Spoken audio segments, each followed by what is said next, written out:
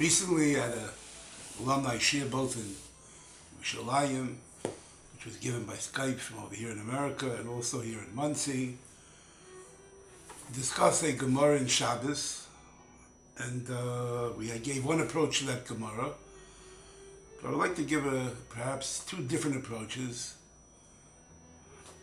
which deal with the idea of Kabbalah Torah. The Gemara we spoke about is the Gemara, famous Gemara in Shabbos, Beiches, Amud Aleph. Leisiatzu b'tach zohor, that Am Yisrael was standing under the mountain. Amar Avdimi b'achomra b'chasa. Mulame, we learned from here, Shekib HaKadosh Baruch Hu aleim, the HaKadosh Baruch Hu held onto them as a har kiyigis, the mountain like a barrel. Put over them the mountain like a barrel. V'yomer and told Am Yisrael, if you accept the Torah, very good. If you don't, there will be your burial place. An offer you can't refuse. If this is the case, and we were forced to accept the Torah, from here one has an excuse not to keep the Torah. We were forced. We didn't do it voluntarily. It seems to be the Gemara accepts this question. And the Gemara says, Amar Rava, Alva became, even so you're right, even so that the Kabbalah, the acceptance went down in acceptance because it was forced. Hadi Kiblu Mechasheris, they re-accepted the time of Achasheris. The Yeshivas, it says in Esther, Nicholas Esther, Kimu v'Kiblu al-Yudim, Kibu Mashakiblu Kvar. They accepted, they kept what they once accepted previously. On Har Sinai force, on Purim, based on the miracle and being saved, they re-accepted. So we pointed out there were two questions. One question is the question which all the Rishonim asks, many of the Rishonim, Taisus on the spot asks, what happened with the Kabbalah of Nasa v'Nishma? Klal Yisrael accepted Torah voluntarily. This was right before the pasuk of a Yisiyatzu b'tach zohar that Hashem had them under the mountain and He forced them to accept it. We know that Am Yisrael has been praised for the whole idea of voluntarily accepting the whole Torah without being forced. What happened to that? That's one question. The second question, which I find even more difficult, is if this is really a claim that we were forced to accept it, and for some reason the Kabbalah of Nasa v'Nishma is not being reckoned with, so then what happened with all the generations between the Kabbalah Torah and Purim? Can all those people get out of it? Can all those people say, well, we were forced, and therefore we shouldn't be punished for not keeping what it says in the Torah? You'll also find, seemingly the Gemara doesn't reckon with the Kabbalah of Nasa v'Nishma. There's a Gemara in Avodah Zarah, Daf Beis Amud Beis, when HaKadosh Baruch Hu has various tainas, various claims on the other nations, and they're all giving excuses. They did everything for the good of Klal Yisrael, they built bridges for Klal Yisrael, and finally Hashem says, but you didn't accept the Torah. Am Yisrael accepted the Torah, and you didn't. So they said, we also would have accepted it. If you put a mountain over us, and you would have given us and forced us to accept it, we also would have accepted it. And the Gemara seems to accept that claim, and the Gemara's whole taina, the Gemara's whole claim, HaKadosh Baruch Hu's whole claim against the other nations is only one. They didn't keep the Sheva Mitzvahs B'nai Noach, which they did accept. Again, the Gemara doesn't need to be reckoning with the Kabbalah of Nasa v'Nishma. Why couldn't Hashem say, well, what do you mean? Am Yisrael accepted voluntarily. They said Nasa v'Nishma, and you didn't. So last week we gave one approach, which was that Avada, the Kabbalah of Nasa v'Nishma, is a Kabbalah. There's no question about it. The Kabbalah of Nasa v'Nishma was a Kabbalah. We reckoned for it, we praised for it. We accepted it voluntarily, way before Vayisiatzu b'tach zohar, that the mountain was held over us. But what happened by Kabbalah Torah? If we go through the story of Kabbalah Torah, we all know that the Torah was offered to all the other nations, and everyone asked, well, what's inside? And each nation had a different reason for not accepting. Oh, it says, well, tzirtzach, no, we can't hold ourselves back from killing. No signal, you shouldn't steal, we must steal. Klal Yisrael didn't ask what it said inside, didn't question what was inside, and they said Nasa v'nishma. So the Gemara in Avodah Zarah is very simple. The Gemara is saying like this. You can't have a taina, you can't have a claim on the other nations for asking what's inside. You're right, Klal Yisrael was great, they said they're going to accept it without even knowing what's inside, blind faith. It's a tremendous attribute, but you can't claim against another nation for asking what's inside, and that's what they were saying. There's nothing wrong with asking what's inside, and the moment we asked and we didn't want to listen, we're no worse than Klal Yisrael, because the moment they knew what was inside, the moment it was revealed to them, the aspects and all the mitzvahs and all the negative losas, they also have to be forced. That's Pshat in the Gemara in Avodah Zarah. What is the difference between the Kabbalah of the Nasa and Nishma, which is a great attribute, willing to accept it without knowing any aspect, any mitzvah that says in the Torah, and accepting when you do know? When you accept something you don't know what's inside, you're willing to be makabel the Torah no matter what's inside it, you're not at all making a statement of appreciation, of value, giving value to any of the mitzvahs. All you're saying is that you're willing to subjugate yourself to HaKadosh Baruch Hu. You can't be saying more than that. You can't be saying that the mitzvah of sukkah means something, has value, the mitzvah of tefillah has value, because you're totally unaware of it. All you can be saying is that I'm willing to subjugate myself to HaKadosh Baruch Hu. As great of an acceptance that is, but there's a limitation to it. If you don't say that I'm valuing, giving value to the mitzvah, then you don't have to go beyond the minimum. Whatever Hashem says, I do. He tells me A, I do A, but there's no reason to go beyond that. There's no reason to do hiddur mitzvah, glorify mitzvah, go lifnim and go beyond what Hashem commands me. Making gezeres, making decrees that should protect me. That's Pshat in the Gemara in Shabbos. Mikama d'Rabbi l'Raisa doesn't mean you can get out of it. Of course you can't get out of it, because they said Nasu Nishma. They were Makabel the Torah. And that was Barat, and that was willingly. But they were unaware what was inside. They never said that they give value to the mitzvah. And if they didn't say that, they weren't obligated to do anything beyond the minimum. That is Mikama d'Rabbi l'Raisa. That is their excuse from the time between the Kabbalah Torah, the acceptance of the Torah, and Purim. That they have an excuse for. Keeping of the mitzvahs, every generation had to keep. They accepted it voluntarily. They said Nasu Nishma. But they never said they appreciate the mitzvah. They never said there's value to the mitzvah. And therefore, Mikama d'Rabbi l'Raisa, from here they have an excuse not to go beyond the minimum. And that only was reaccepted on Purim when they weren't forced and they knew already what every mitzvah was in the Torah, and they again accepted it. Kimu mashikibu kavar. They reaccepted it. That gave them the obligation that they now value the mitzvahs. They accepted that voluntarily because they're aware of it, and they say they're willing to accept it, which means just giving value to the mitzvahs. And therefore they became obligated to go beyond, to go lifnim and do hiddur mitzvah. That's the way we explained it until now.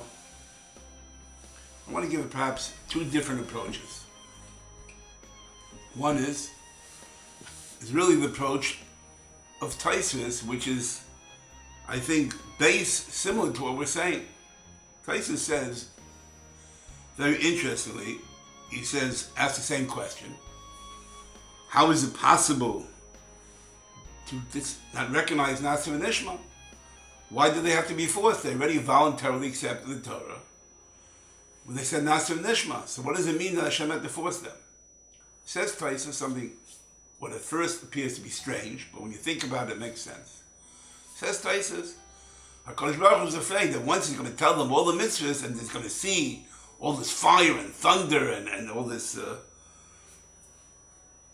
noise and HaKadosh Baruch Hu appearing, it's going to frighten Klal Yisrael, and they're not going to accept it. What does that mean? Every time in the Kabbalah Nasu Nishma was an acceptance, so well then I can just back out of it because I hear some lightning and thunder and I'm scared. So today I can back out of it. I mean, I can accept something and then decide later not to accept it. What does it mean, Tyson, when he says HaKadosh Baruch Hu is afraid that even though they said Nasu Nishma, But later, with the whole scene that was on Har Sinai, and the fire, and the noise, and the thunder, they'll be scared, and they won't accept it. They'll retract. You can retract? What does that mean? So I want to retract. Can everybody retract today? But I think, if you go base it on what the lines we've been saying until now,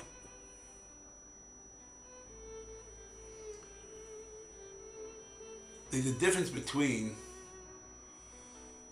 the Kabbalah, as we said, which was done on Nasa Nishma, where they were totally unaware of what it says in the Torah, and later on Purim, when they re-accepted, they were aware.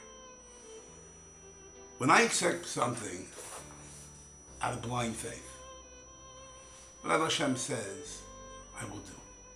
It's a tremendous thing. Am Yisrael's praise for it. They're saying Nasa Nishma, the other nations have to question what's inside.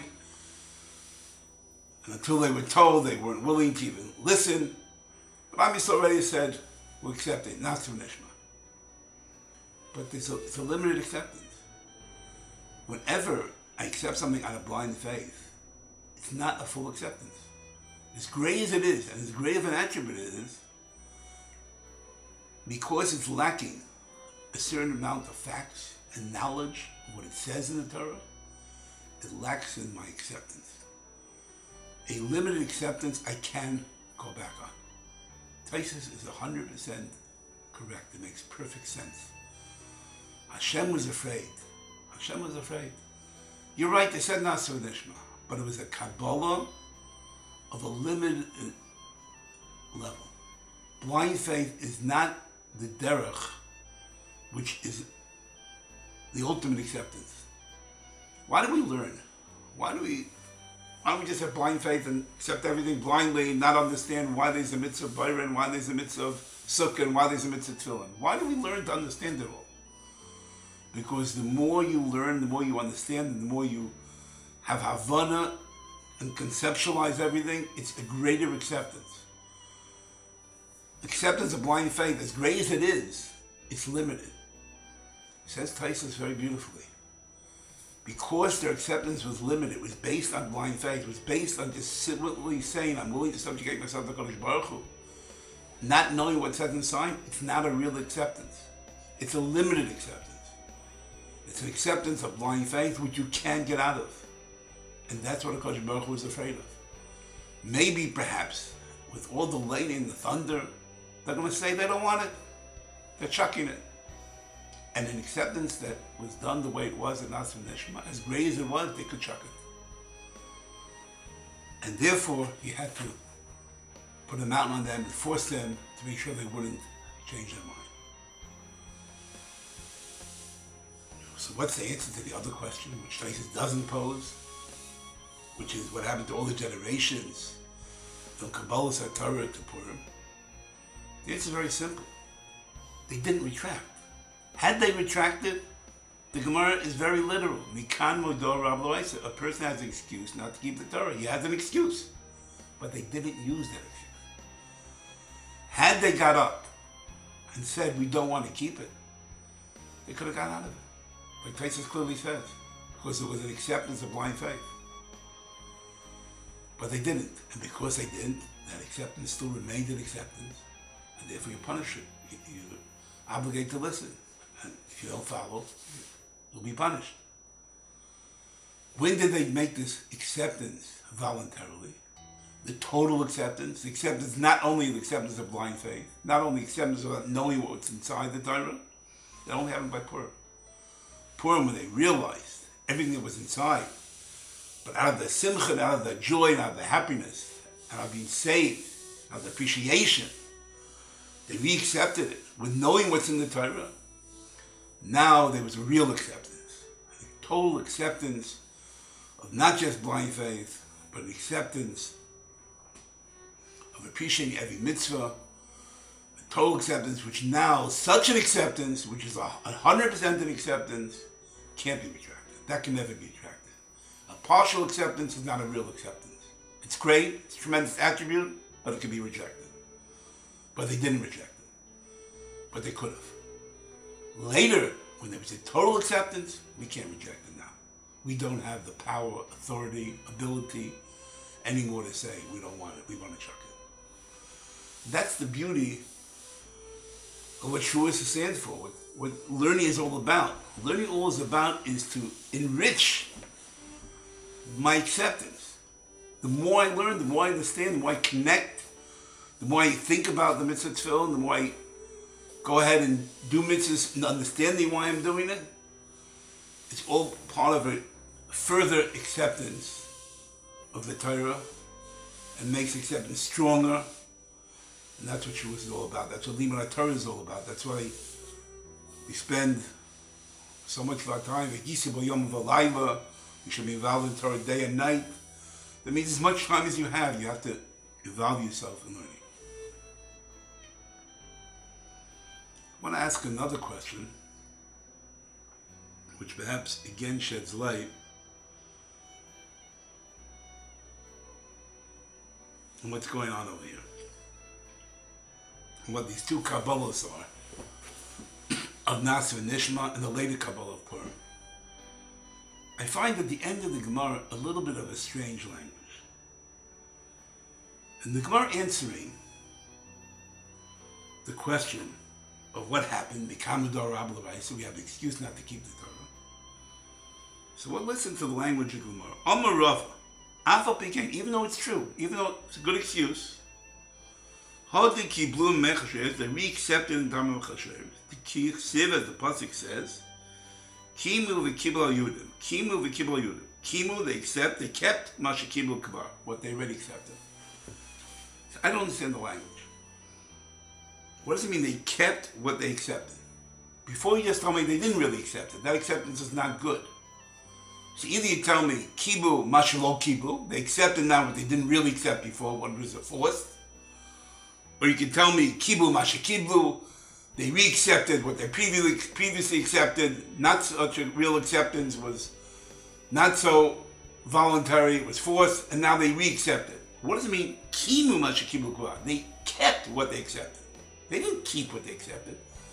They accepted again what they accepted. That first acceptance wasn't so good, says the Gemara, and now they're re-accepting it. So it should say either Kibu, Mashalo Kibu, they now accepted what really wasn't a good acceptance, or just tell me they accepted it again. Kibu, Masha Kibu, that the first acceptance they accepted, but that wasn't so great, so they accepted it again. But what is the Gemara's language of Kimu, the Kibu Yudi? Kimu, they kept, they observed Masha Kibu Kvar, what they really accepted.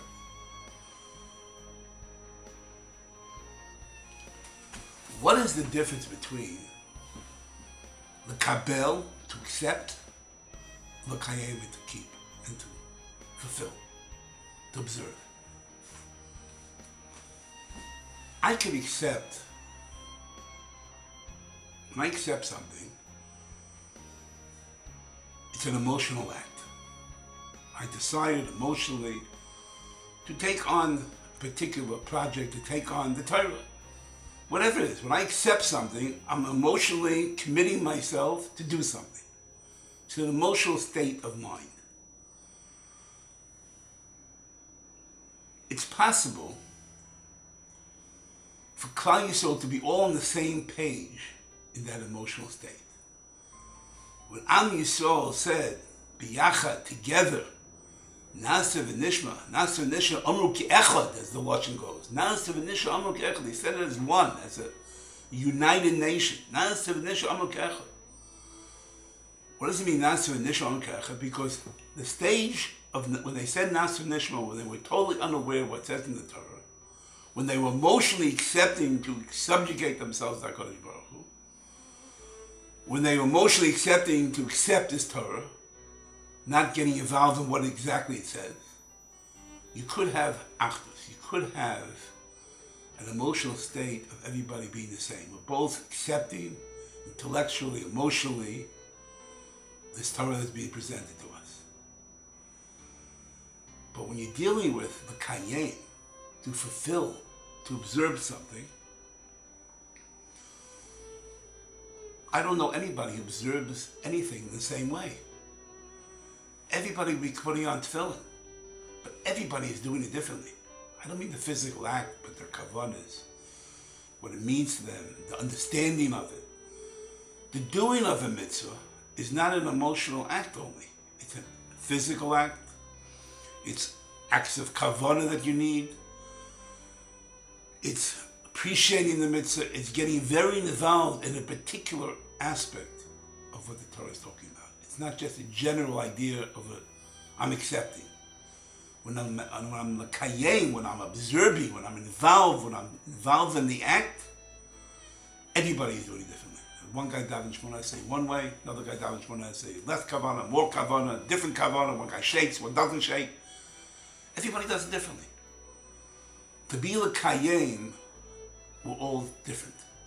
We're not together. It's very hard to be all on the same page in the l'kayem as the Torah, in the keeping the Torah. That is what's being said over here. When it says over here, Kimu Masha Kiblu Kvar, it's not referring to, which everybody reads, including myself initially. On Purim, they re-accepted what they accepted forcefully. It's not referring to the Kibbutz Maki, it's not referring to putting the mountain over there. It's referring to the back of Nasiv Nishma. That Nasiv Nishma, which was a Kabbalah, a voluntary Kabbalah. We're not discussing the Kabbalah that we just negated. The Gemara just said that the Kabbalah of Matan Torah, when it was forced to them, is not to be recognized. You have an excuse not to keep it. The Gemara just said that Kabbalah really wasn't so sufficient, really wasn't so good. They were forced. I have an excuse to get out of it. It's referring to the real Kabbalah. There was a real acceptance, Nasiv Nishma.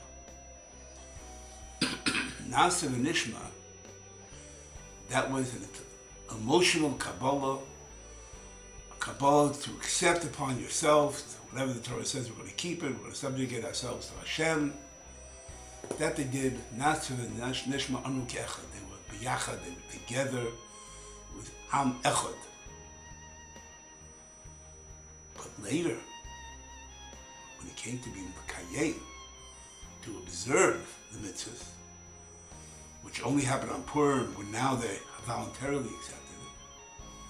The chiddush over here is that not only was the Kabbalah biyachad together, but rather kimu mashi kiblu kavar. Kimu, the Kayem that was later by Chesherish, when they observed all the mitzvahs, they knew what was inside and they decided to keep everything voluntarily because of the excitement and appreciation what Hashem did for them. Kimu mashi kiblu kavar. They are being mekayim now. The kiyum ha-mitzvahs that was done later in the time of Purim was on such a level that it was the yachtav, it was the togetherness exactly as was the Kabbalah. The same Kabbalah that was a Nasiv and Nishma, not the Har Sinai, not the Kibbutz Maki, because not when he was forced. The Kodesh Baruch Hu forced the Torah on us. We're not discussing that. That really wasn't so good. But that original one, that Kiblu, that Nasiv Nishma, that great Nasiv Nishma of Am Yisrael, where they voluntarily accepted it, where it's possible and to understand that they were biyachad, they were together, because it was an emotional acceptance, we could be on the same page. The later Kimu, when they started observing, and observing voluntarily, was in the same level. They were all on the same page, even in the way they kept the mitzvah. The observing was like the Kabbalah. And that's what the Gemara means. Kimu, the Kibbutz Yudin, Kimu, the Kayem, the observing later on, was Mashi Kibbutz Kvar, was exactly what was in the Kabbalah. They were together. There was Achdus. It was Biyachad. That is what the united Am Yisrael in a fashion that is the whole concept of Klal Yisrael. They're all connected, all responsible of each other, all Am Echad.